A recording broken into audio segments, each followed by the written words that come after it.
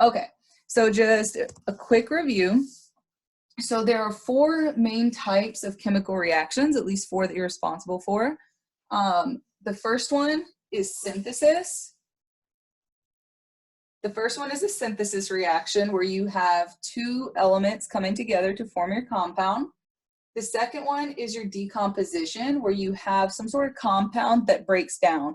Now, the compound doesn't necessarily have to break down into just elements. You could have like a really big compound that breaks down into a compound and some elements. So pretty much all you need to look for decomposition is that it just started with one compound. So you only have one reactant and then it breaks down into various various products. And so in single replacement, you have a compound and an element where that element is a cation and the one cation replaces the other cation from that compound. Double replacement, you have two compounds where the cations switch places. So we're going to be looking at examples of that. So like applying it so you can see actual chemical reactions now. So I'm going to share my screen with you guys so you can see. Which screen was it again? I have so many screens open. Hold on, let me make sure I have the right one up. Oh wait, it wasn't this. It was this. That's right. Okay, so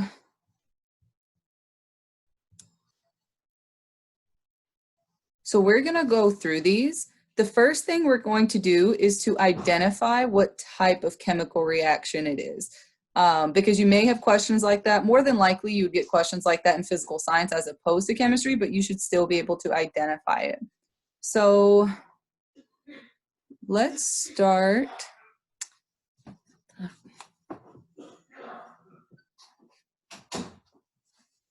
Okay, let's start with the first one. So for number one, what do you guys notice? What do you see is happening in this chemical reaction? Like keeping in mind the four types of chemical reactions, which are kind of over here to the side. I can't tell if you can read them due to the lighting or not, but just tell me what species do you see? Like what do you see here? What is this? Like go ahead. A nonmetal. Okay, so it's a nonmetal. So would you say that's a compound or would you say that's an element? An element? Yeah, so pretty much chlorine. Now there are two of them, but it's still chlorine. And then what about here? And if you can name it with the proper chemical name, that's even better. What is NaI? How would you name that? Sodium iodide. Sodium iodide. So sodium iodide is an element. Yes, yes, sir. Because.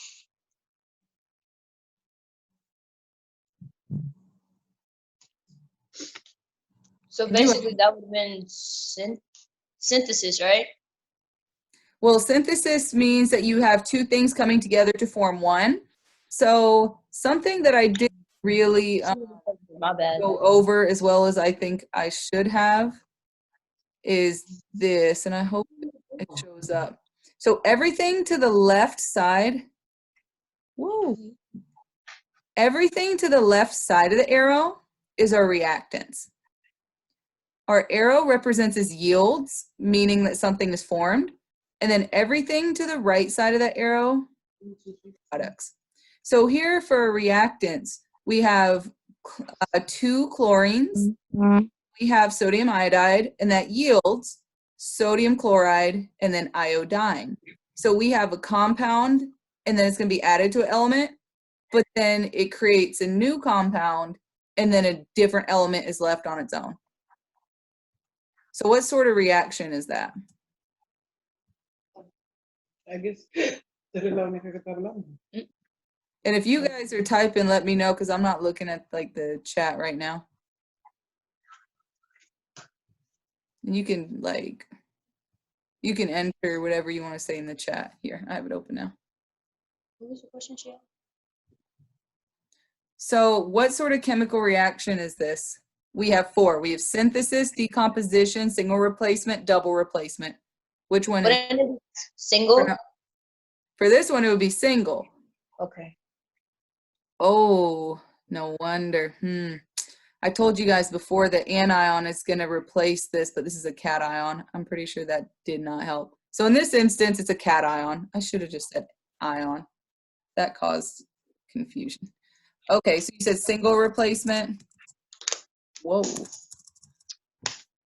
this in the wrong piece. Okay, so this is a single replacement reaction. All right, what about number 2? What do you guys see?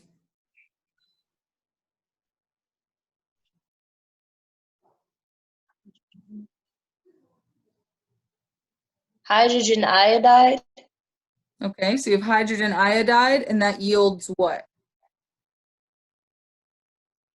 It's a compound, but it decomposites. Yeah.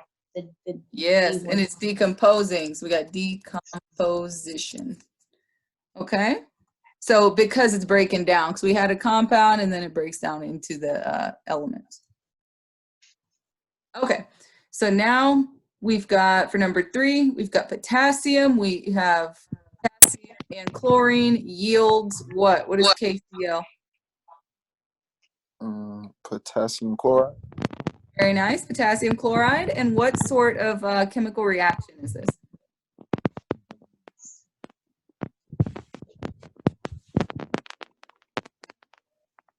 When it creates a, isn't that, I want to say synthesis, but that would be, hold on. Wait a minute.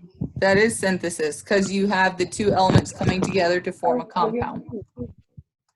Okay, so now number 4, this one's a little trickier, okay, because this one has polyatomics in it. So technically you do not have to be able to name this. All you have to be able to do is identify. So I can tell you, you have lead nitrate plus sodium iodide, like we had previously, yields lead iodide and then sodium nitrate. All right, that's what you're looking at for when you go to chemistry. That's the sort of naming you guys will have to do. You will have to be able to name the polyatomics, but not for here. And when I say polyatomic, I mean it's like elements that kind of stick together that aren't going to fall apart. So like NO3 is an example of a polyatomic. Like down here, OH is a polyatomic, PO4 is a polyatomic. So you might ask, like, how am I supposed to know if something's polyatomic or not? You know, because there's more than 2 elements in that bond. When you see more than 2 elements, there's going to be a polyatomic in there somewhere. And it could be like, go ahead. That one's double replacement, right? Because it's switched. Yes. And for number 4, it is double replacement. So the lead and the the nitrate and the iodine switch places, and they're switching places. So that's double replacement. That's very normal. With all 3 documents. Okay. So I'm just wondering if you ever got. Okay. Number 5. What do you guys say? So what sort of reaction is it? Prior to me sending that out to give me a call back. Double replacement again, right? You guys agree? That's what Not very good at this. This one's a little more difficult to see for a couple reasons. One is because it does have polyatomics in there. 2, that OH ends up going into the H2O, and so you don't visually see that OH. But yes, it is double replacement.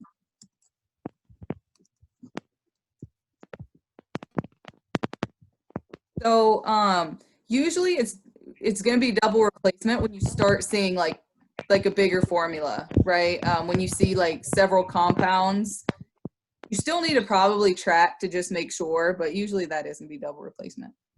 Miss Novak. Yes.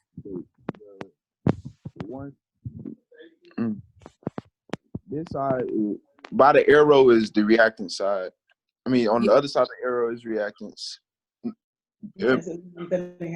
Before before the arrow is reactants, and after the arrow is products, right? Correct. I just make sure. Yes. And like for this one, like notice for number 2, you just have one thing on the left side of the arrow. It's okay if you just have one thing. That just means it's breaking down. So don't think that like you have multiple things on one side or the other. It just depends what type of reaction it is. Okay. Okay, so number 6, what you guys think?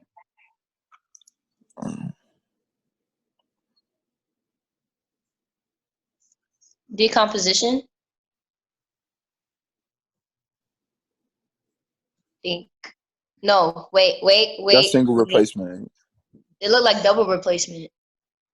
I I thought it want was you guys to single. talk it out. Tell me what you think and why. Because BR switches with that's single replacement because only thing that's been switched looks like it's BR, boranium or whatever it's called, borium. So No, because it also switched as well. That's why you gotta actually pay attention. You gotta see BR and S switch because the capital letter shows a beginning of Oh, a I new didn't see element. the S. I'm tripping. I thought that was a 5. I got it. My fault. I got it enlarged. I didn't know how that. Again, I'm unmuted. okay. This is a double replacement. Yeah. All right. What about number 7? That's just single. That's a single. The synthesis, I think. Synthesis. Oh, Yeah. because another, No. another. Yeah, synthesis. Oops. Okay, just making sure I'm right. It's synthesis because he creates a compound. Another compound. Okay. All right. What about number 8?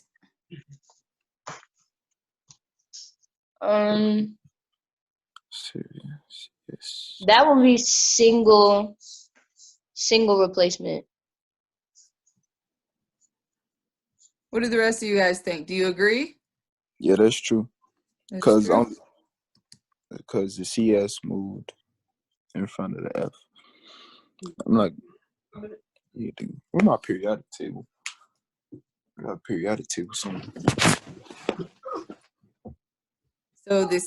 So basically the cesium was by itself. Now it's with the fluorine, whereas fluorine was with gallium. So the cesium replaced the gallium. So here you have a cation replacing another cation. Okay. What about number 9?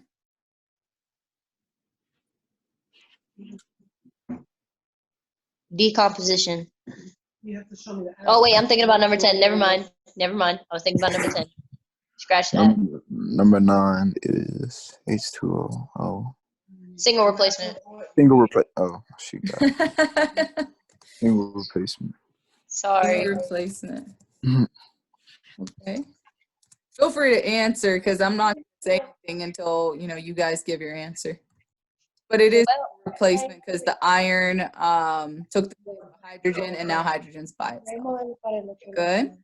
All right. And what about number 10? Cameron, hold on, Nadine. You answered this one, but I don't think he heard you. Cameron, what do you think number 10 is? O2. Oh. That's.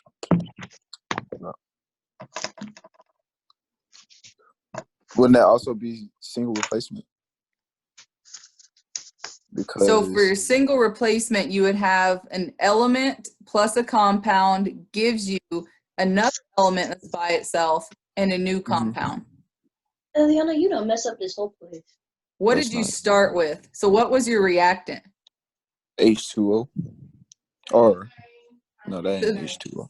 So the reactant is H2O2, but Yeah. is that a compound or an element? Element. That's a compound. That's a compound. So the only reactant you have is a compound. So in order to have single replacement, you would have a compound and element. So you have element to switch places with a different one. would it be decomposition because Okay, good. Okay. the O2 and the H2O was separated? Exactly. Exactly. So really what this is hydrogen peroxide breaking down into water and then oxygen gas. And that is decomposition. You know, And I thought I was typing. of what was actually signed. Okay, very nice. So now, if you see the screen that I'm sharing, is it possible for you like to blow up like the board picture, like so you can see the board and at the same time, or would it just be easier to look at the board like the whole time? Because I don't know what's like side screen you guys are looking on. Would it just be easiest for you to write the equation on the board so you're just looking at the place? Right. Well, I'm loving that. That's good information. Okay, well that's what I'm gonna do then.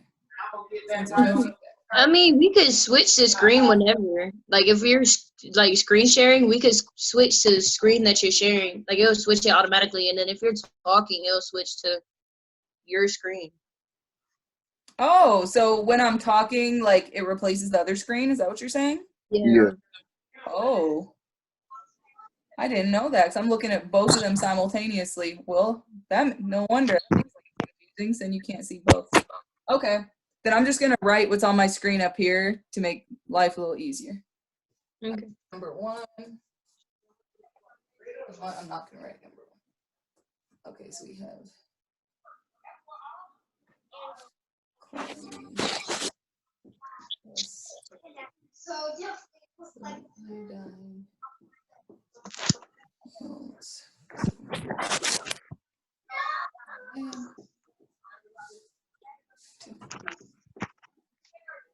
Okay, so just making sure right now. So I'm talking right now, so you are able to see my full screen, right? Yes. Okay, just checking. So what I'm about to show you the technique that I use to solve equations to balance them. You can use this technique through physical science all the way through chemistry, okay? It works, you know, no matter what problem you are doing, and it helps you keep track of what is going on. So let me start by saying the entire purpose of having a chemical reaction, okay, or a chemical equation to show the chemical reaction is for you to be able to prove and to follow the law of conservation of mass or the law of conservation of matter. So the law of conservation of anything says that whatever is put in will come out, okay? So nothing is created, nothing is destroyed. Energy, matter, mass is just transferred. So the law of conservation of mass or matter as it applies to this equation. And hey, I'm gonna let's see if I can do this. I'm not sure how to do this from the screen that I'm on. Can you guys do me a favor and put yourself like on mute if you're like scratching from a phone or something and I don't know where it's coming from? It's kind of distracting me. Okay, so the law of conservation of mass or the law of conservation of matter, what we're really doing is we're saying that the reactants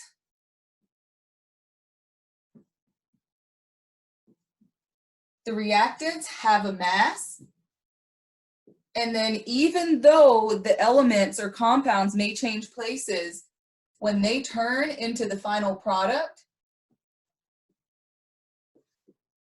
those products have the same mass because you have the same exact elements going in as you have coming out. Even though they are rearranged, even though they may have different chemical and physical properties, it's still the same number of those elements, of those atoms.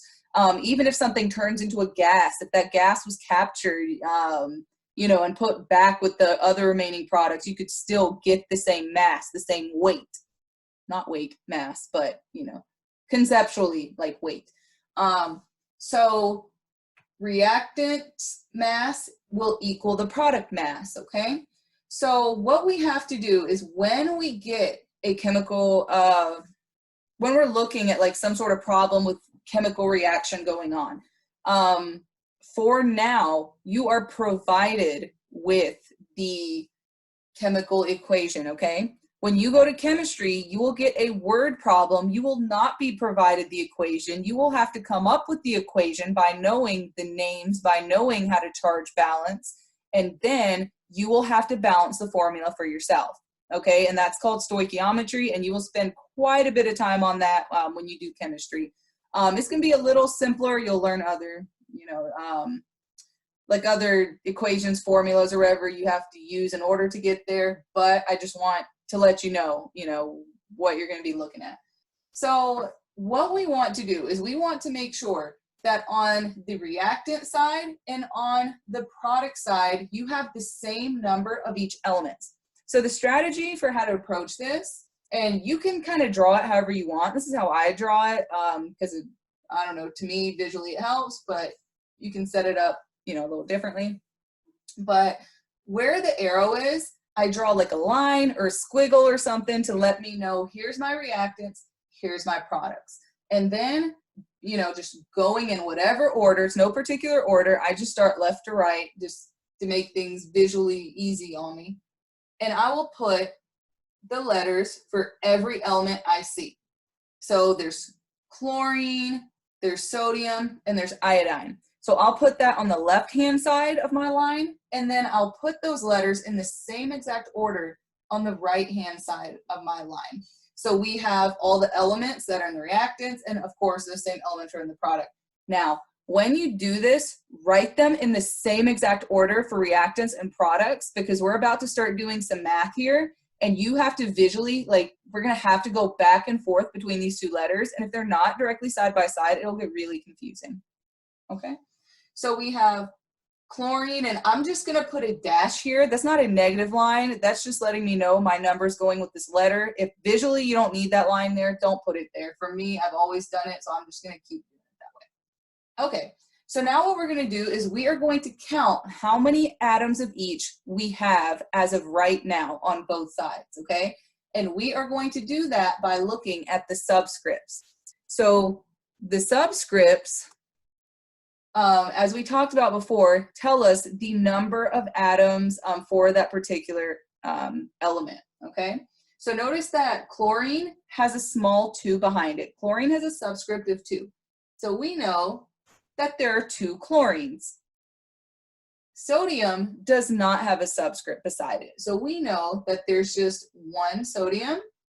Same thing for iodine. There's no subscript, so we know there's just 1 iodine. So now we're gonna go back, or we're gonna go to the other side, to the product side, do the same thing. So now chlorine on the product side does not have a subscript beside it. So that means on the product side, we have 1 chlorine. Sodium does not have a subscript once again. So there's 1 sodium. And then iodine on the product side has a subscript of 2, meaning there's 2 atoms. So notice that when you're looking at chlorine on the reactant side and you look at chlorine on the product side, they do not have the same number. And that's what balancing is all about. Balancing is making these numbers exactly the same. So chlorine has the same number of atoms, sodium has the same number of atoms, iodine, and so on. Okay, so what we do is there's little lines drawn on the front. There may or may not be lines drawn on future problems you see, but for now, the lines are where we are going to put numbers, okay? And that number is called a coefficient. And once I put the numbers in there, I'll kind of put an arrow and write that it's a coefficient. But basically, like I said, we're trying to make these 2 numbers the same. And the way that we are going to do that is by placing a coefficient in front of that compound or that element, all right? And conceptually, you know how in math, if there's a parentheses, and if you put a number before the parentheses, it distributes to everything in the parentheses? This works the exact same way. The coefficient is we are going to be distributing whatever that number is to the front to everything that's behind it. So let's start with chlorine just because it's the first one there. So chlorine on the reactant side, there's 2 chlorines. On the product side, there's 1 chlorine. So we have to find where chlorine is on the product side. So it's here in sodium chloride. And we need to mathematically turn this 1 into a 2. Well, whenever you add a coefficient to the front, you're always multiplying, okay? Just like you would if you put a number in front of a parentheses. So to mathematically turn this 1 into a 2, you would multiply by the number 2.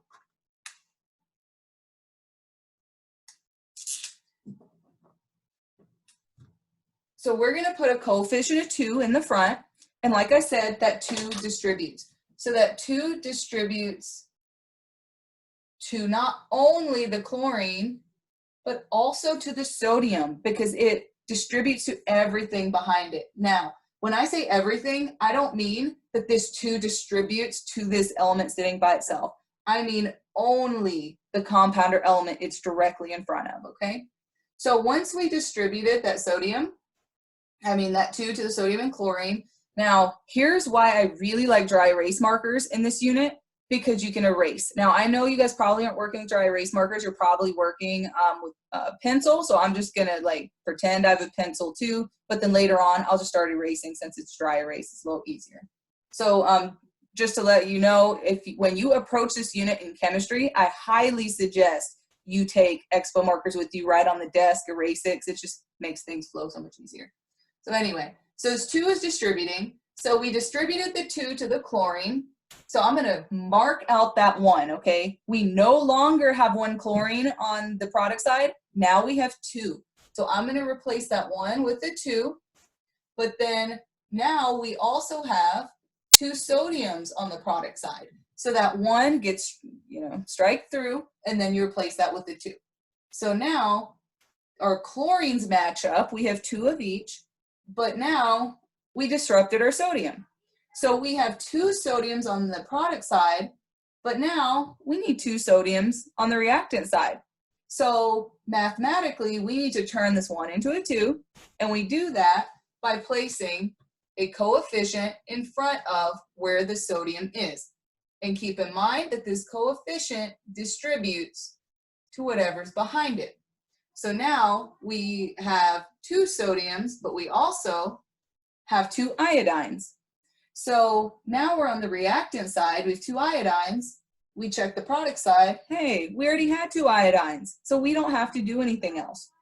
So what you do is from the beginning, you check to see, do my reactants and products match up? Do I have the same exact number of 1 atom as I have the other? If you do, then you successfully balance the chemical equation.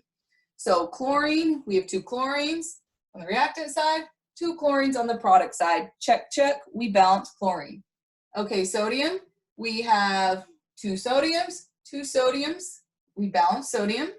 Iodine, we have 2 iodines, so we successfully balance this chemical equation.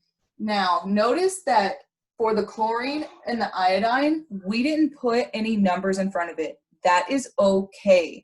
Do not think that you have to put a number in front of everything. You don't. Just put a coefficient in front of, like up until a point everything's balanced. Once it's balanced, leave it alone. Now, there's different ways you can see a question like this answered, like if you're looking at a test. The most common way you will see it in chemistry class, because that's what's important now, is your answer choice is going to look something like this. It's going to be one of these 2, something like this. It's going to be like 1, 2, 2, 1. So this 2 in the front is telling you, or the coefficient in general is telling you how many of that element or compound you have. So since you have a 2 here, that means you have 2 sodium iodines or iodides. But for the chlorine, since there's no number there, we understand there is 1 chlorine. Okay, so that's where this number comes from, this 1. So even though there's no number here, there's an invisible 1 there. Okay, and this 1 to 2 to 2 to 1, these colons are telling you this is the ratio of how many compounds or elements you have to one another, okay? Chemistry is all about like ratios, establishing ratios. How much of one thing do I have to another, okay? So that's why it'll be represented this way. Another way I've seen it is kind of the same thing, but it's commas instead. And this is really how you would have seen it in physical science. But it's the same thing, okay? So I'm going to do another example. Are you guys okay?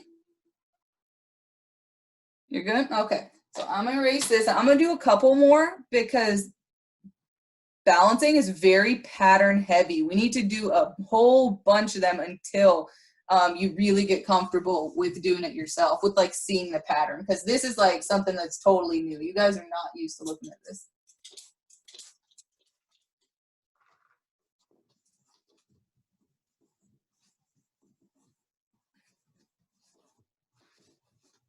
Oh, shit.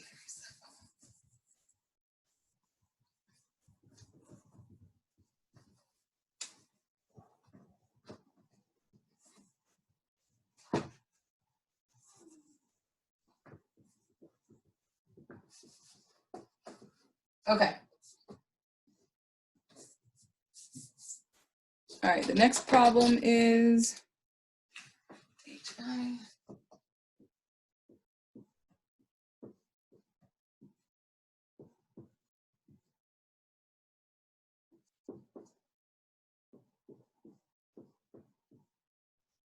Okay, so once again, we have our reactants on the left.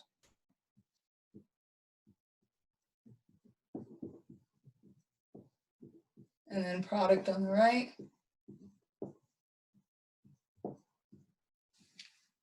So I'm going to divide right where the arrow is. I'm going to draw my little squiggly to separate my reactants from my products. And then I'm going to write down every element I see. The only difference between this and how you do it in chemistry is in chemistry, you probably keep your polyatomics together. And we're going to do the same thing here just to make it a little easier and so you can start seeing it too. All right, so I see a hydrogen, I see iodine. We'll put hydrogen, iodine here. Okay, so I see a total of 1 hydrogen on the left-hand side or on the reactant side because there's no subscript. So there's 1 hydrogen. I see 1 iodine on the reactant side because there's no subscript. On the product side, I see 2 hydrogens and I see 2 iodines. Now this is one I think you guys would be able to answer actually. So considering that I have 1 hydrogen on the reactants, 2 hydrogen on the product, 1 iodine reactant, 2 hydrogen on the product, what do I have to do to mathematically turn this one into a 2 and turn that one into a 2? Wouldn't you just put a coefficient of 2 in front of the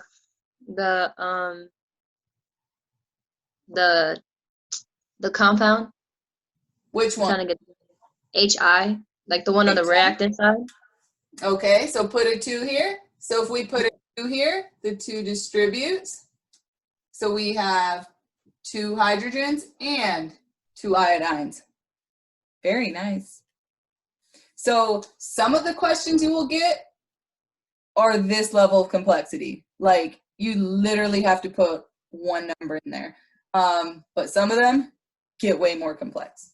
So, okay. Nice job, Nadinia. And for the rest of you guys, if this doesn't make sense, please speak up.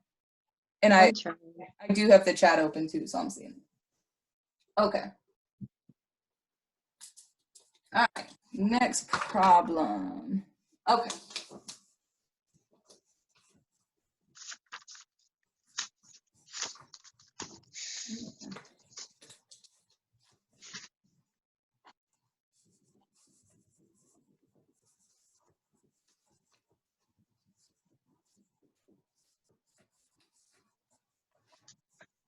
Okay.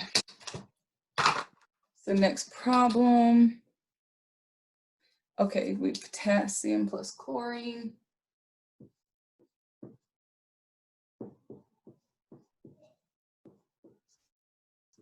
Gives potassium chloride. Okay. So reactant side, we have potassium, we have chlorine. Product side, we have chlorine. Reactant side, we have no subscript, meaning we have 1 potassium. Chlorine has a, oh man, chlorine subscript of 2. So we have 2 chlorines. Potassium and chlorine both have a subscript of 1. Okay. So for now, the potassiums are balanced, but the chlorines are not. So on the reactant side, we have 2 chlorines, but on the product side, we have 1 chlorine. So, Oh, that's 1. Okay. oh, would you prefer me write my ones like this? Yeah, because I thought that was a 2. My fault. Okay, I'll write my ones like this. I thought if I like exaggerated it, maybe you could see it better, but okay. Okay, so if I want to turn this one into a 2, now you can't go from a bigger number to a smaller number. You can only go upwards. You can't just make atoms disappear, but more can be added.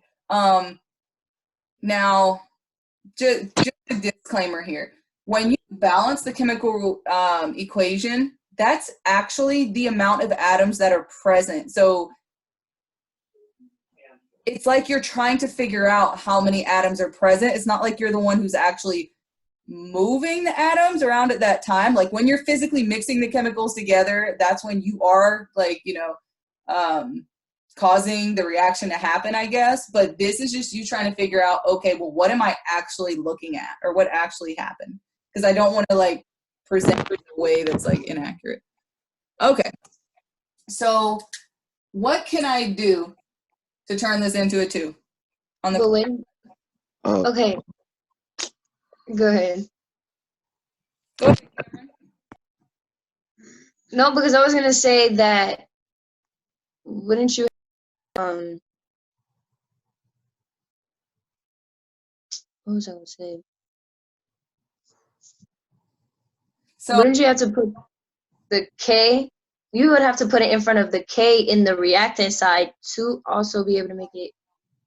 oh, but you're going ahead. You're going ahead a step. Back up a step. So we're going from 2. We're going from 1 to 2 here. So how do I make this chlorine a 2? You would put a coefficient of 2 in front of the K. In front of the K. Now, one common error I will say that definitely is an answer choice, you know, on tests and quizzes and stuff, is that people will try to put the 2 here or add a subscript. You cannot add a subscript. The subscripts came from the charge balancing. That came from the ionic covalent bond. That you cannot add atoms like that, okay? Because this literally came from the swap and drop. So the swap and drop is done. We know that's how it bonded. So you just can't add like ions into that, okay? They're already, I guess, stable at that point. So now we're just looking at like the big picture, okay? Like how they rearranged like after they had already bonded and come together, okay? So please do not ever add anything here, okay? Do not add a subscript. And when you add a coefficient, the second error I see students do is they will literally try to add a 2 in front of that Cl. That's a bond. They're together. You can't separate it. You can't just randomly shove a number in there, you know, in between it. The coefficient has to go at the front because it's together, okay? It's like a single unit. Right? You put the 2 in front of the potassium and the potassium chloride. Okay, so once you do that, the 2 distributes to both the potassium and the chlorine. So we have 2 potassiums, 2 chlorines, but now on the reactant side, we have to balance the potassiums. So what do we have to do on the reactant side to balance that potassium? You would have to put a 2 in front of the K, the 2 coefficient in front of K. So we have a coefficient of 2 in front of the potassium, meaning now we have 2 potassiums on the reactant side as we had on the product. So now, final check, and always do a final check. Even if you think it's right, it never hurts to be 100% sure that you're right, okay? So potassium has 2, potassium has 2, good. Chlorine has 2, chlorine has 2. We balance the chemical equation. That's not a good thing. Okay. All right. Ooh, now we're gonna get into polyatomics.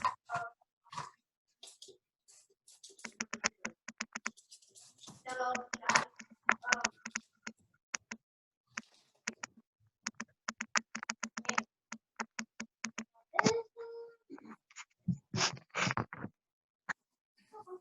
Okay.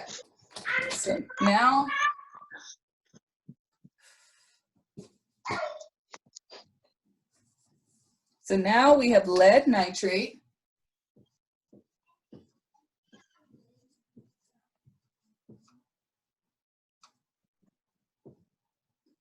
Plus sodium iodine. Oh man, I always forget to add that line there.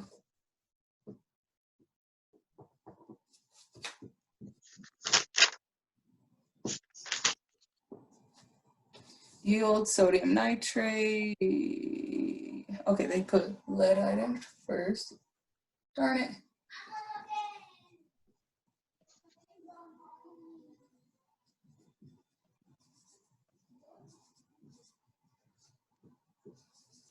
Okay, so we have our reactants, we have our products, and I'm gonna keep the polyatomics together because polyatomics don't break apart.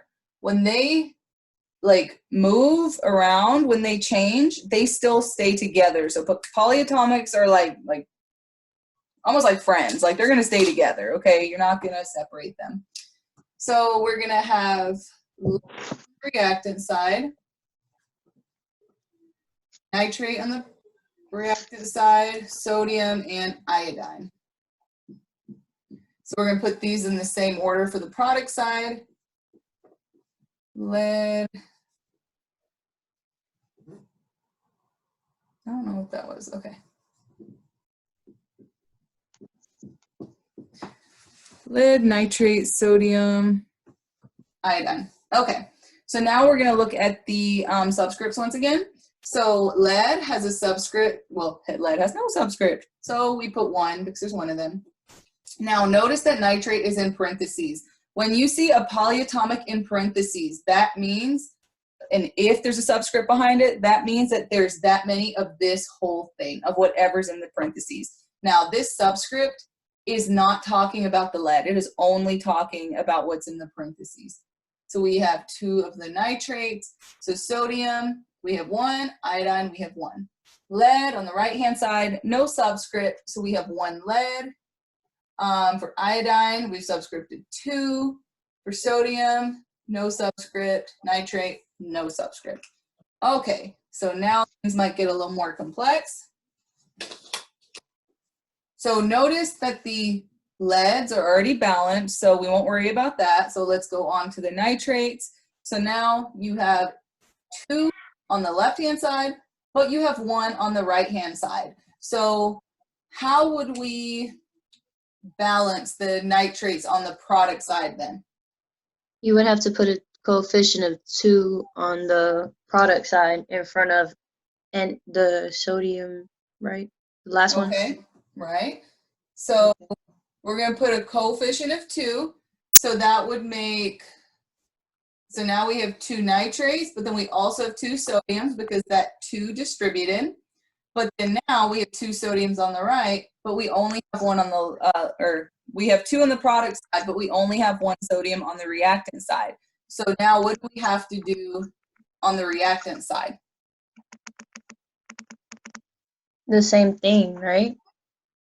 Because you would have to balance it out as well.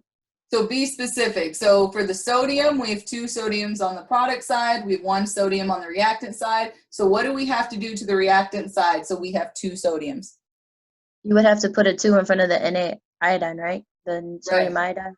So we have a coefficient of 2 in front of the sodium iodide. That means now we have 2 sodium atoms and we have 2 iodine atoms since that 2 distributes. So let's go back and check to see if our numbers align. If they do, then we're done. So we have 1 lead on the reactant side. We have 1 lead on the product side. 2 nitrates on the reactant side, 2 nitrates on the product side, 2 sodium reactants, 2 sodium products, 2 iodine reactant, 2 iodine product, meaning we balance the equation. Okay. How do we feel? Do we feel okay? That one was kind of hard though. That made like you literally have to think about that one. And it gets harder. There's no back. It's not funny. Oh, it's not funny. I'm full of joy in the fact that like you guys have so much to learn. You really do. But it's okay, because that's the fun part to me anyway. Okay. So you like, at least after seeing how we did it, like, is it okay? Because if I'm not mistaken, that next one picked it up a notch. Oh yeah, the next one is difficult. Okay, let's do this. Let's skip the next one. Let's do the rest of them besides number 5 and then come back to it, because number 5, actually, no, it's not. It's just the way that it's written. That's okay. Let's come back to number 5, just in case. Let's go ahead and do the other ones, because the other ones I think will help a little more. I see number 5 and number 10 may be tricky. So let's just do number 6, and then we'll come back. Okay. Mami, ¿tú puedes bajar eso un poquito? Haven't even happened. Okay, so number 6. What I'm going to do is I'm going to write it on the board, and I want you guys to talk me through it. And not just Nadine, I mean like whoever's watching, talk me through it. Cameron's also been speaking.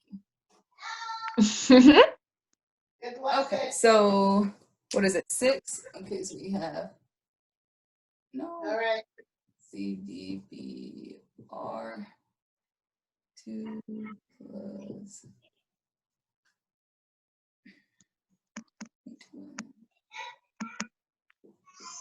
C, B, man, again, CDS plus NB.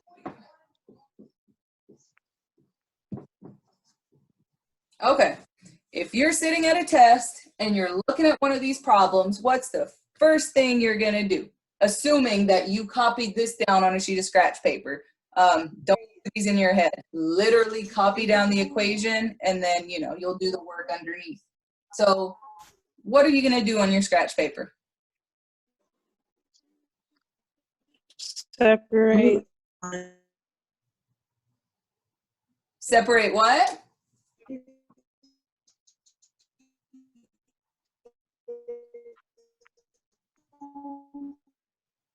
The screen keeps switching like in between people. I can't see you guys see. Because of the fact that it shows who's talking, and if people talk over each other, it's gonna kick out whoever's louder. No. Okay, so repeat that again. I heard someone say something about separating. Who was that? Because I couldn't tell on my screen.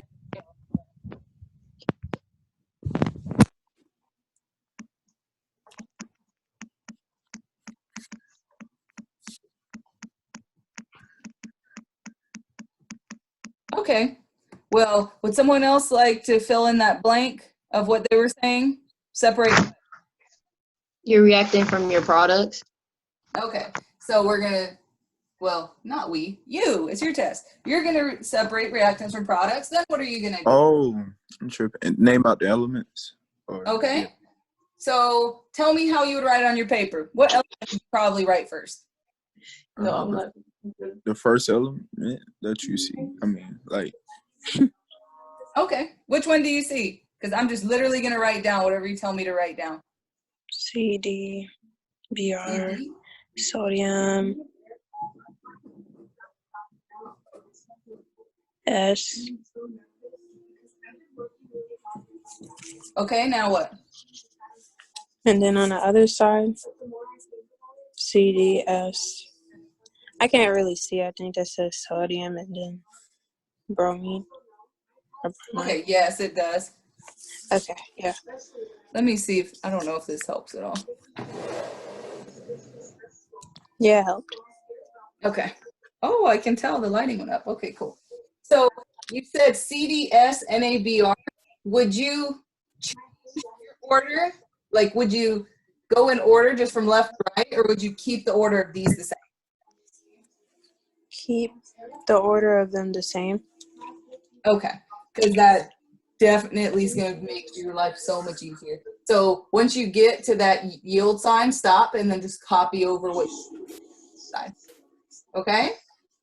So now, what do we do? What do you do? Name out how many atoms of the element you got. The number. Okay, perfect. So how many do you have? So starting here. 1, because there's no subscript behind it. Good. 1, because there's no subscript. Okay. 2, because there's a subscript behind it. 2. And then 1. Okay. Product side. 1. 1 again. Wait. Yeah, 1 again.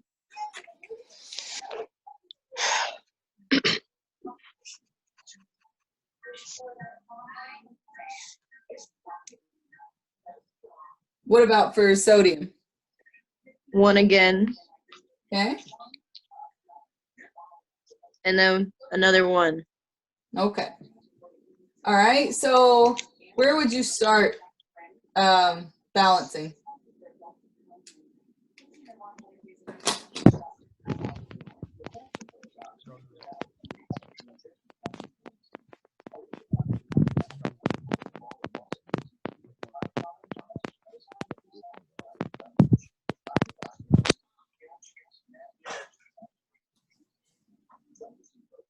Would you start with the cadmiums? Nah, because those are already balanced. Okay. What about the bromines? Mm-hmm. Those need balancing. Yeah. Those need balancing. Okay. So you have 2 bromines on the reactant side. How many do you have on the product side? You have 1. 1. Okay. So then what are you going to do to get 2 bromines on the product side? Put a 2 coefficient in front of sodium bromide. Very nice. Put a coefficient of 2 in front of sodium bromide. So what does that change? It changes sodium and bromide though. Sodium and bromide. So that means we have 2 bromides, 2 sodiums. Okay. Now what? Silicon, that's already balanced. So Yeah. Yeah. So But are you done? yeah, uh, because everything is balanced out. Okay, let's verify. 1 cadmium, 1 cadmium. 2 bromines, 2 bromines. 2 sodium, 2 sodium. 1 sulfur, 1 sulfur. You're done. Very nice. Okay, let's do number. You know what? Can you, if I stop talking, can you see number 7 on the screen? which All we one? have to do is Yeah. just switch out I can see to it. the other screen that's shared. Okay. I'm not even gonna write number 7 on the board because I think you guys may be able to do that in your head pretty quickly, actually. Tell me what needs to happen for number 7 to become balanced. All you gotta do is just put 2 coefficients in front of the C and the BR. C and the BR. No. Yeah. Yeah. But that's for the reactant side. For the oh my gosh. Product side, you got to put a 2. What the shenanigans? Another coefficient of 2. Yeah, coefficient. Hold on, repeat what you said for me. You would have I to heard put 2 totally different things. number 7, right? Yes, number 7. For the reactant side, you would put a coefficient of 2 in front of the C and BR to the second subscript, right? And then the product side, you would just put, no, wait. No, because of the BR4. Because that's a whole compound. So how would you do that? Ms. Novak. Okay, let's go through it. So we have C plus BR2 yields CBr4. What? All right, we have carbon and bromine, I already finished my work in carbon and bromine. Okay, so there's 1 carbon, 2 bromines, Sit down. 4 bromines. Now what do you do? But that's hard though. Because you already have 4. So there's 4 bromines on the product side, but 2 on the reactant side. So what do you have to do? Oh, you would just put a 2 reactant in front of the bromine.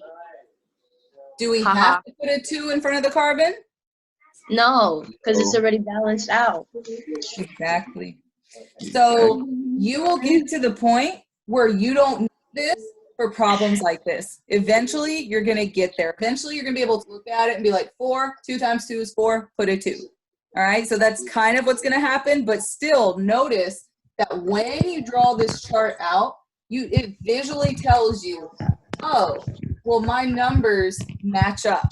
Okay, so make sure to give yourself whatever tool you need to succeed. The chart works for every single problem, from the simplest to the most difficult. And if you are like a visual person, like if you have to see it, draw it. If you get to the point later on where you don't have to write it down, like you can see it in your mind, then that's fine. But you know, it'll just take a little time to get it. Okay, so now number 8.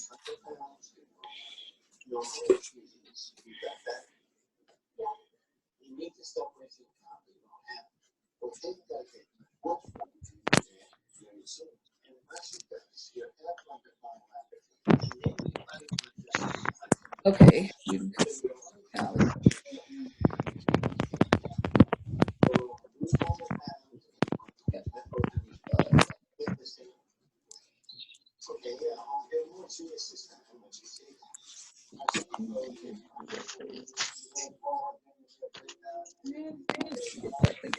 Okay, so walk me through this one too. How do we set it up? Number 8, right?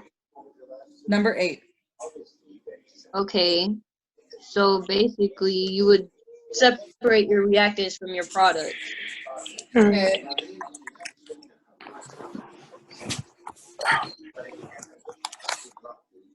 And then? And then you would write GA.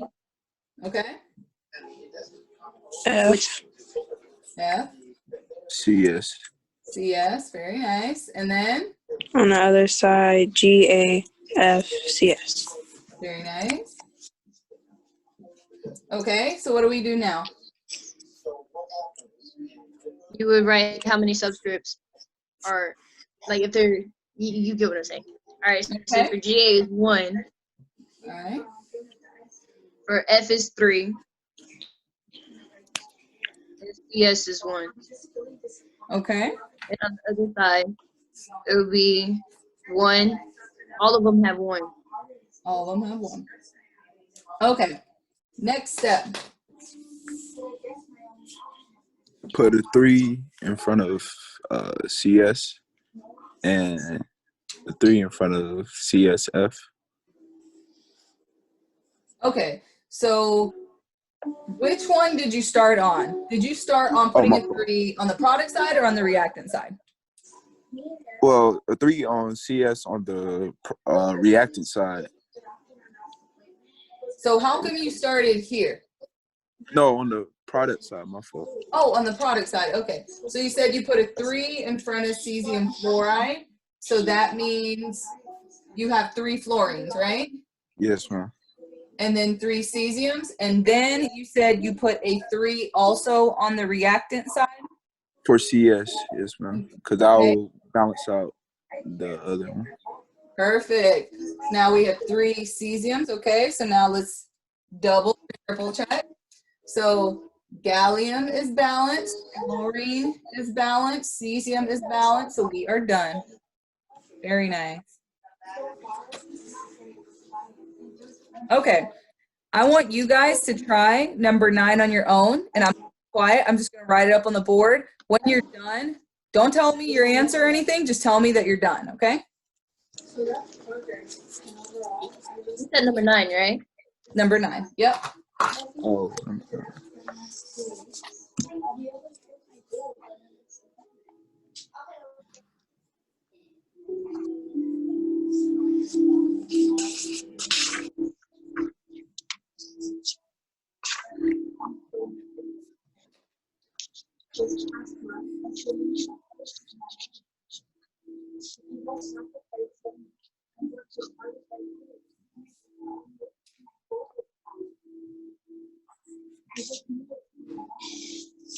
done.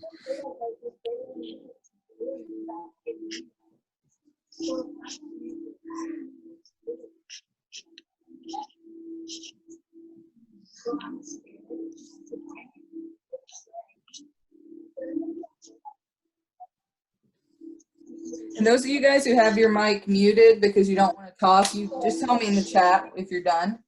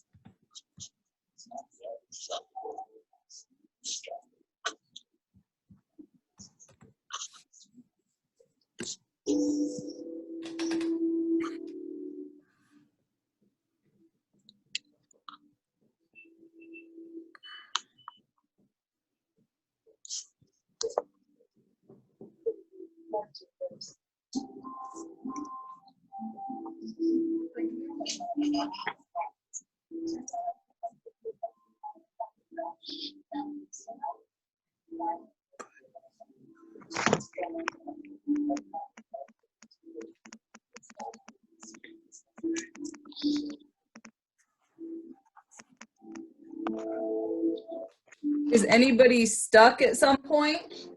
I am. Okay. So Nadine, walk me through where you're at. Like, what did you get to? Okay. So I figured out how to balance out Fe, right? But then once it gets to balancing out the oxygen, because hydrogen is already balanced out, it's hard because for me.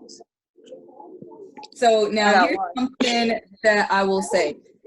Just because you balanced it out already, like let's say the hydrogens are balanced, you can keep changing that number until the entire thing is balanced. So don't think just because like if irons, like there's 3 irons for both, that's it.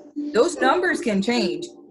For some of these, you will have to keep going back, forth, change them multiple times until all of the atoms match up. Okay?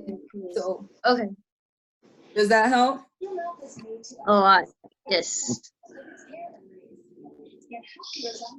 Ms. Novak, I think I got it, but I don't know for sure. Like, do you want to put the ratio into the chat for me? So like send me a message, like you can click that tab, like who to send the message to, and then you can select my name. And then just put like whatever number you got colon, and then I can tell you if it's right or not.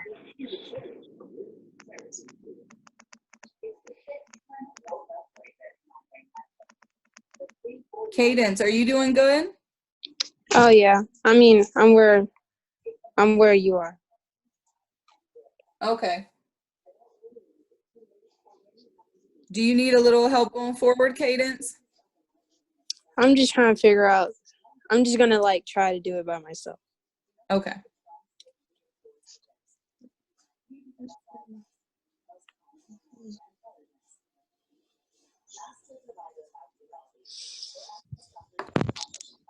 Ms. Novak, I'm like really stuck right now.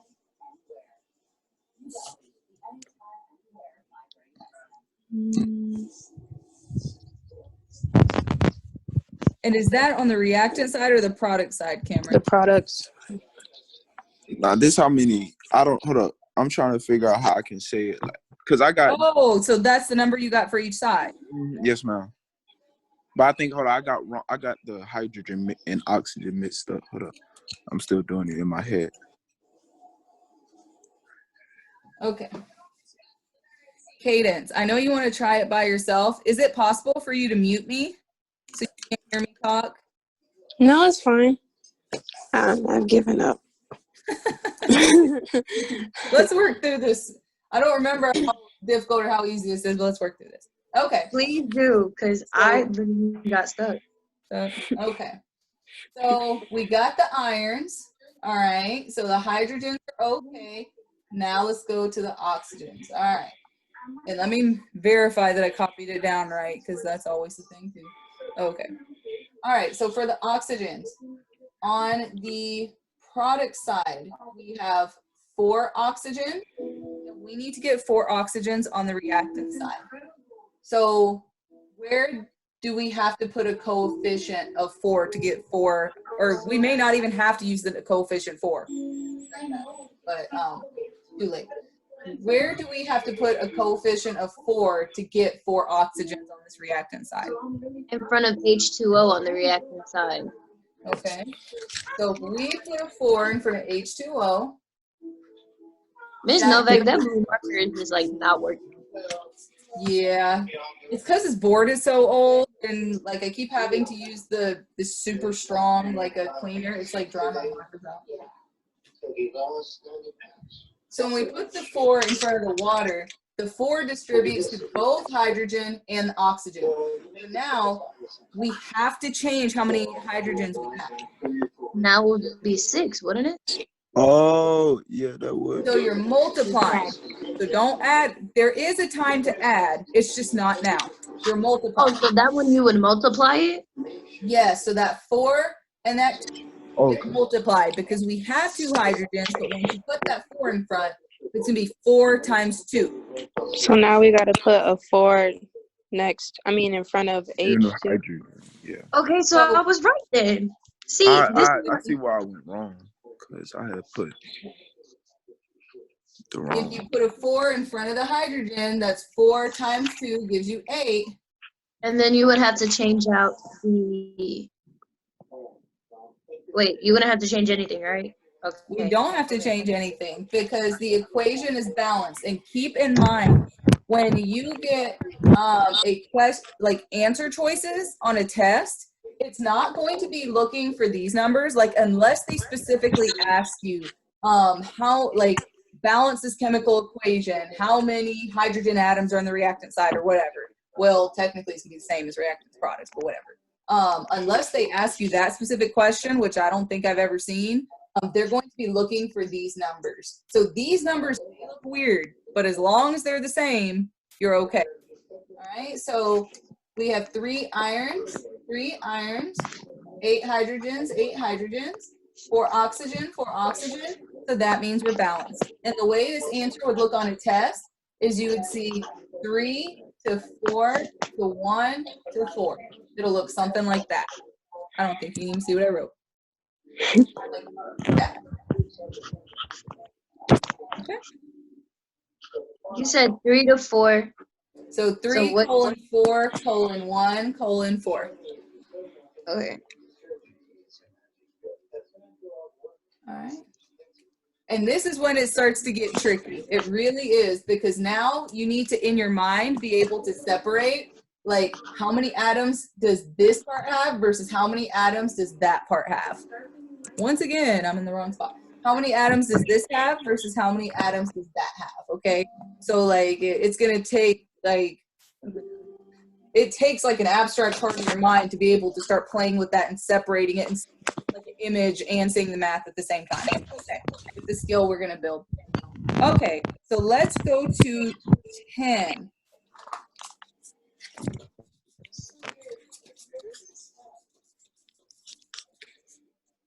It's already 3:15. Oh my gosh.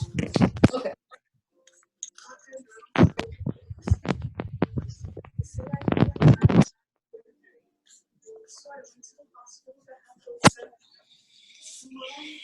Okay, so number 10. Number 10, we have H2O2.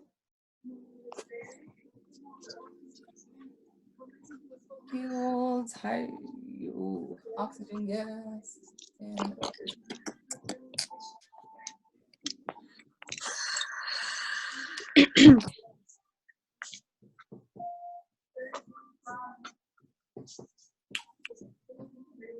okay, so reactant side.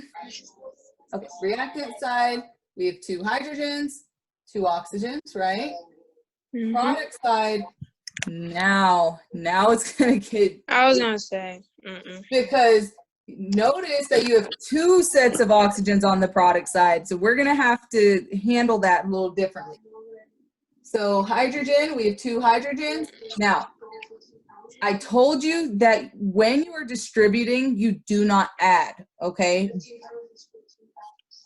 You do end up adding sometimes when you are solving for these chemical equations, but the only time you add is when you have the same element, like in 2 different places on one side of that yield sign, okay? So it would be 3? Exactly. So you have 2 oxygens here, 1 oxygen here, so that's a total of 3 oxygens. Now is when your mind's gonna have to be able to divide and like double check stuff. Okay, now it is gonna get a little bit iffy. That's okay. So, oh man, the hydrogen's already balanced. Okay, so we are forced to deal with these oxygens. So I'm gonna help you through this one because this is a different strategy kind of you're gonna have to use.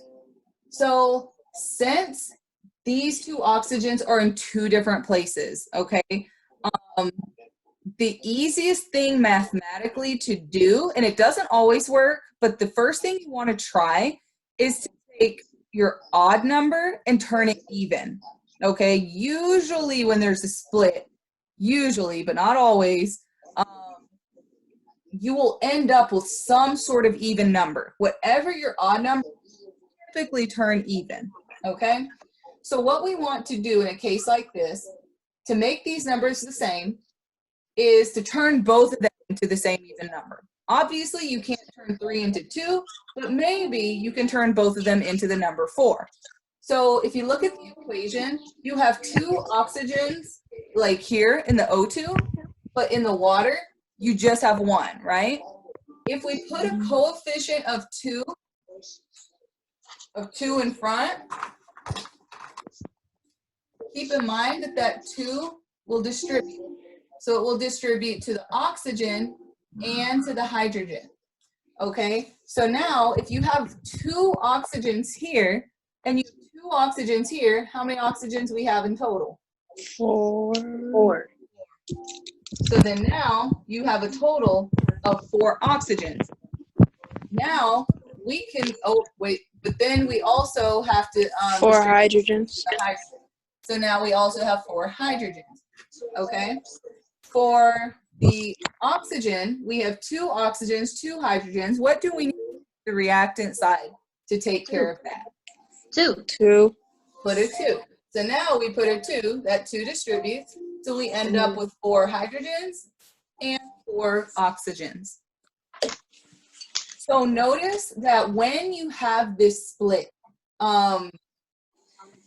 honestly, like you will see some problems where you'll have a whole bunch of elements you're dealing with, and when that's the case, maybe work on everything else except for whatever's iffy, because like for instance, if the hydrogen was not balanced, balance the hydrogen first, because what happens quite a bit of time is that when you balance the other elements, it ends up balancing these for you, so you don't have to worry about it. Problem, like the hydrogens were already balanced, and so we were forced to deal with the oxygen. And then if you're forced to deal with it, then somehow try to turn this odd number into an even number if possible. And when they're split like this, it's usually possible. Whenever you have a 1, you just multiply by 2 and there you go, it turns it even. But just make sure whatever number you change this to, or you end up turning this into, that you can mathematically adjust your reactant side so that reactant and product are equal. Does that make sense? Mm-hmm. And it does. It takes, it takes practice. But Miss Novak, my mind wasn't ready for this. this is tough. This is why we debated not even teaching this at all online, because this is like serious hardcore puzzle mode. But No. I would rather show you this now so you're ready for it in chemistry, because in chemistry you guys are going to learn so many difficult things. I would rather you start thinking about it now. Like, it's going to set you up for success once you start. Oh, I thought you were about to say it's gonna set us up for failure. Miss Novak, don't scare me like that. I don't set my students up for failure. No. I know, but I thought you was gonna say it's gonna set you up for failure. No. Being exposed to this earlier is very, very good. And the students who end up not watching these videos really honestly are missing out. So I hope they do at least go over it and, try it. Okay. So we are going to end on number 5. I honestly can't remember the complexity level, but it looks like it's complex, but I can't remember. All right, so we started. So we're going back to number 5, right? Yes. And tell me if you can't see my marker, because my board's not drawn.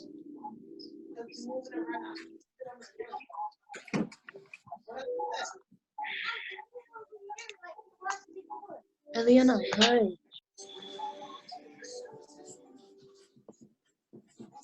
Okay. Miss Novak, where did the P come from? On oh, never mind. I'm looking at the wrong thing. All right, never mind.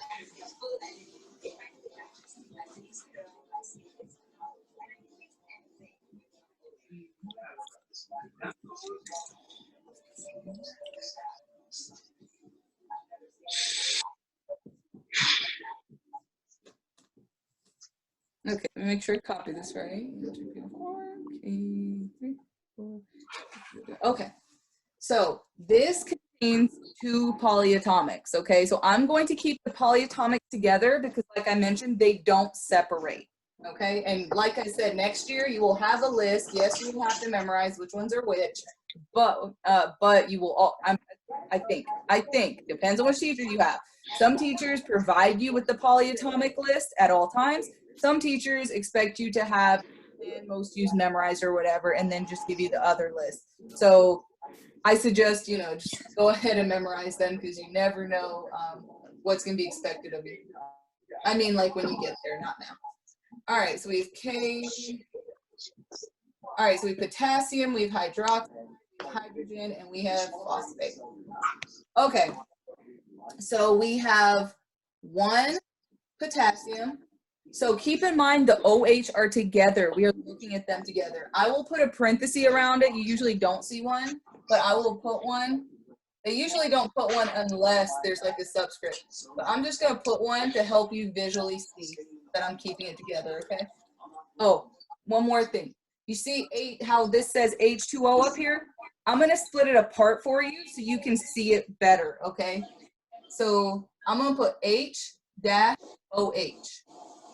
All right, so for balancing purposes, we'll put the coefficient up here, but I want you to see that these 2 are the same thing.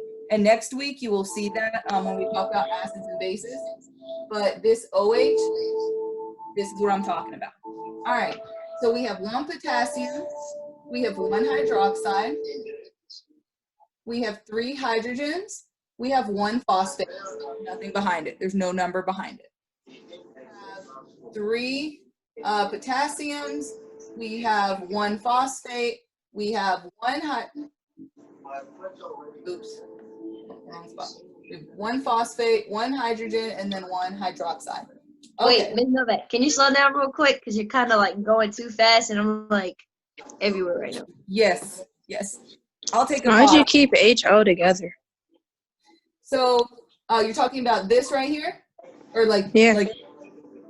So the O and the H together is the polyatomic. Whenever you see, and it'll be written like that, OH. That's hydroxide. That ion will stay together. Like, it's not going to separate. Just like CO4 stays together, that is phosphate. that is what a polyatomic is. So it's basically you have two or more elements that are together that are just going to stay together and they just won't break apart just because like staying together for them is like favorable energy wise. Like it would take too much energy to break them apart, so they just stay together. So that's why I kept these together. Otherwise, we would have a really long list and it would get really confusing. This way, it keeps it a little easier. So I'm confused. So if OH is together and PO is together, why is it why is the second letter capitalized? Because they're two different elements. So we're not, so you see how here potassium is just K and then here hydrogen is H? But then notice that in like hydroxide, you have two uppercase letters, meaning you have two separate elements. And then in PO, you have phosphorus and oxygen. So whenever you see uppercase letter, that indicates that you're talking about two or like multiple separate elements together. So this isn't the element polonium. This isn't like P lowercase o. This is phosphate, which is phosphor and oxygen. So phosphor surrounded by 4 oxygens, and they just stay together and travel together. So what's that in the corner on the product side? Polyatomic. No. Like what she has, like the H and I can't see And the it. OH? Yeah, that goes together, right? Yeah, so this is just a different way of writing water so you could see it. Because when you start adding the coefficients, you're going to be able to see how it distributes here much easier than you would if you just wrote water the way water's written. Makes sense. And I'm going to just put a little line in front of you so you can kind of see the comparison. Okay, so let's start with the potassiums. On the product side, we have 3 potassiums. On the reactant side, we have 1. So what are we going to do to the reactant side? Make it even, right? Make Okay. it balance out. So you would put a coefficient of, I want to say 2, but I don't know if I'm gonna be right. So how many potassiums do you have on the product side? 3. 3? Oh, so you put 3. My bad. So you'd put 3 because you're multiplying. So we're going to have, I was thinking about the other one where you multiplied it and then it ended up being a thingy number. And then I started thinking about adding. so we're going to put the 3 in front of the potassium hydroxide, and this 3, once again, distributes. So that means it distributes to the hydroxide or the OH as well. So if we had 1 OH, now how many do we have? Now we have 3. Now we have 3. I think I heard you, Kaden, say 3, but I couldn't tell. So we have 3 because it distributed. Okay, so now we have 3 OHs on the left-hand side, but we only have 1 on the right-hand side. So what do we have to do to get 3 OHs on the right-hand side? Place another 3. Okay, so place another 3, and we're going to put the 3 where? The screen, bro, I hate the screen. The screen keep going in. Yeah, the screen keeps going in and out because it's picking up feedback from other places.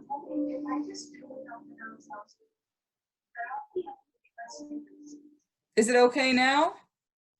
Yeah, but it's picking up Okay. feedback off of other people. That's why. Let's see. Y'all talking about when y'all talk, it goes to your screen or something? Yeah, or like if somebody has TV or something in the background, if you hear the noise, it's gonna pop up who has it.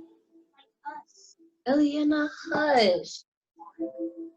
Okay, so you guys said you're gonna put a 3 for the OH, and so I'm gonna put it both places just so we can visualize what's happening. So when we put a 3 here for this OH, so technically we're putting the 3 in front of water, but what's happening is that the 3 is distributing to the OH and to the hydrogen that's alone. So we had 1 hydroxide, now we have 3, but we had 1 hydrogen, now we have 3 hydrogens. So do you guys see how splitting apart that water made it like much more easy, like Easier to be able to recognize where it distributes to. right. Now, you could have completely broken it apart by element. You could have done that. You would have gotten different numbers for down here for the total number of atoms, but you would have ended up with the same numbers. But keeping the polyatomics together makes it so much easier, so you don't have to worry about like adding.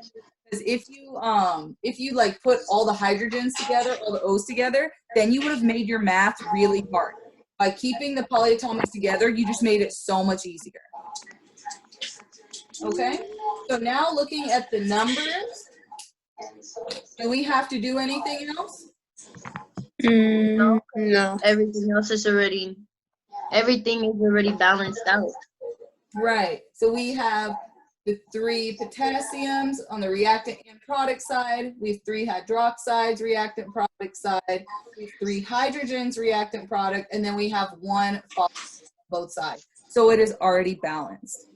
All right, so basically when you start getting into these, okay, they can get confusing because you have to know, okay, which strategy am I going to use? If you have like the like a double replacement filled with polyatomic ions, then the strategy you are going to use is keep the polyatomics together. And if, for example, you get a water, break it down in a way that's easy to see. So have H and then have OH beside it. So when you're looking at how the coefficient distributes, it makes your like math easy. You can visualize it easier, okay? If you have the scenario like we had previously, like you have oxygens in 2 different places, and you have to balance both oxygens, start by trying to balance everything else first and see if it fixes your problem, and it usually will, but if it doesn't, try to turn that odd number even, and usually it works itself out. Now, sometimes it takes a little trial and error going back and forth. Sometimes you will have already balanced an element before and you have to, it's okay. Just know that you're just going to keep going until whatever numbers you have for the elements on the left-hand side is the exact same number you have on the product side. And then when you're taking a test, which is how you will take it, you know, how you will show that you understand this, your answer choice for this is going to look something, for the question is going to look something like this: 3 to 1 to 1 to 3, or it could be replaced by commas, either or it may just ask you what was the coefficient in front of this, you know, species, whatever it is they're asking for. Okay, so I know this was a lot. I know this was really intense. That's why I sent the video out ahead of time. So you guys could try to like look through it. And it wasn't just videos in there, videos kind of reading and stuff. But I'm going to post another sheet. I actually have 2 more. Some of the questions do repeat, but I'm going to post these. And then next week I will post an answer key, because honestly, the only way to become solid in how to do this is to just keep practicing, to keep making errors and going back and fixing them. Now, if you have a handful of problems that you're like, I'm really just at a loss, I don't know what to do, let me know, and then I can message you, or not message you, have a Zoom chat with you one-on-one so I can work you through specific problems. But I want to see you guys practice it and try it on your own, because it really does take a lot of trial and error, and that's what we would have done in the classroom anyway. I would have went through this together with you and then had you work through 1 and 2 by yourself, and then go back and check, make sure you did it, stuff like that. So do you guys feel okay with this material? I know problems like this are difficult, and problems like the oxygen problem are difficult, okay? Even for people in chemistry, those are difficult, because these are questions you will see in chemistry. This is actually above our standards, but I'm showing you anyway to prepare you. Anything that does not the oxygen split or an element split, or anything that does not have these polyatomics, how do you guys feel about those sorts of questions? Easy. I mean, good. That would have been my son's answer. Whenever my son finishes his homework, he like slams his pencil down and he goes, easy, and then he just plays video games.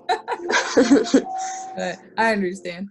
Okay. I mean, it just depends on the problem. Like for me, I started getting it, but as soon as you try to throw in these like complicated equations, that's when I was like, oh no. And then I started Yeah. getting confused, and then I started doubting myself and second guessing myself, and then I actually ended up getting it right. See, don't doubt yourself. That's the number one thing. That's probably the best advice I could give for like a standardized test. Go with your intuition. Whatever answer you got, put it because you probably got it right. I see a lot of kids changing answers. Don't do that. If you calculated it, if you solved it, if you were following the same logic you always followed, even if it's a question you think's weird, put what you got. It's okay.